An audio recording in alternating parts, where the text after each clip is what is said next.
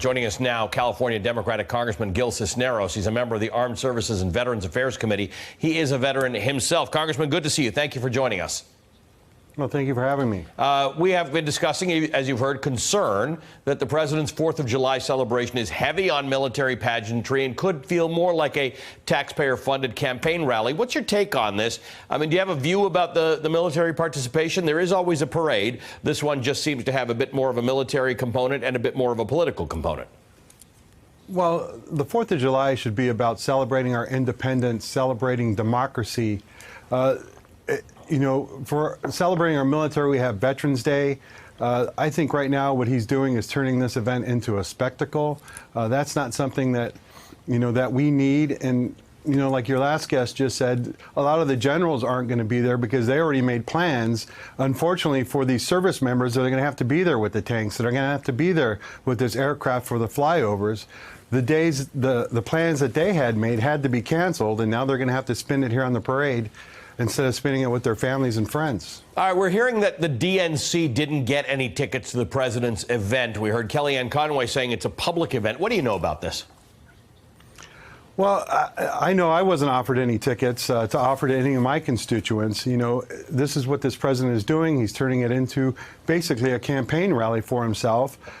This is not what the 4th of July is supposed to be about. This is supposed to be a nonpartisan event. It's supposed to be celebrating the birth of our nation, the birth of our democracy, and really he's turning it into an event completely for himself, somewhere that he can highlight himself, and which I'm sure he will use. We'll see some of these highlights in campaign footage later on.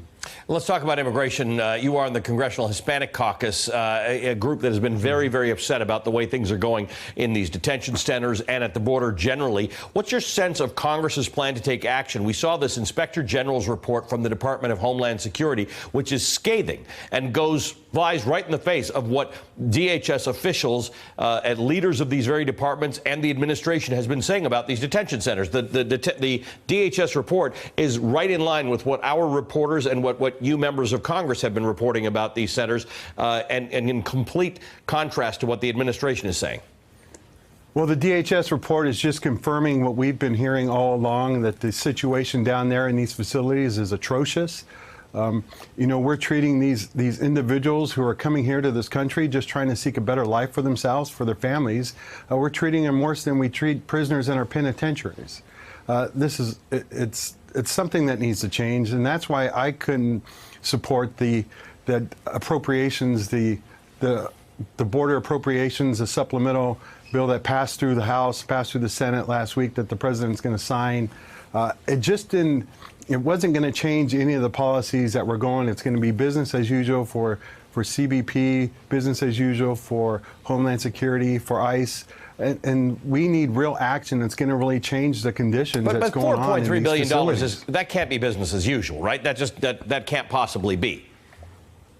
Well, I think a lot of it is going to go. I mean, we know what they were doing. They were saying there's nothing in that bill that's going to change what was going on. There's nothing that's going to change the standards. There's nothing that's going to make it mandatory that they see a physician. I mean, we're hearing about these children are dying because nobody's looked at them. They have the flu. They have things that could be treated simply, that we have the medication, the medicine to do, and they're not getting that treatment. And there's nothing that was in this bill that's going to change that policy at all. Okay, I understand what you're saying. It doesn't change policy, but it does fund things that we understand had problems with funding. I guess I worry about what you think of as a very good humanitarian bill that may not be achievable, and voting against one that was achievable. Well, this is the thing that we need to keep pushing for, right, in the House, and it's something that I'm going to be vocal about, is we need to kind of keep pushing for the humanitarian treatment of these individuals that are in these facilities. We need to make sure that they're going to see a physician. We need to make sure that they're going to get hot meals, that it's not a bologna sandwich. And like, again, in this, it's good that they're going to be able to get more bologna sandwiches, but that's not what they need. We need we need policy. We need to change a bill that's going to actually change policy to make sure that these children see a doctor, to make sure that the families are getting a hot meal, that they're going to have a toothbrush, that they're being able to get a shower there. Hey, MSNBC fans, thanks for checking out our YouTube channel. Subscribe by clicking on that button down there and click on any of the videos here to watch the latest interviews and highlights. You can get more MSNBC for free every day with our newsletters. Just visit msnbc.com/newsletters to sign up now.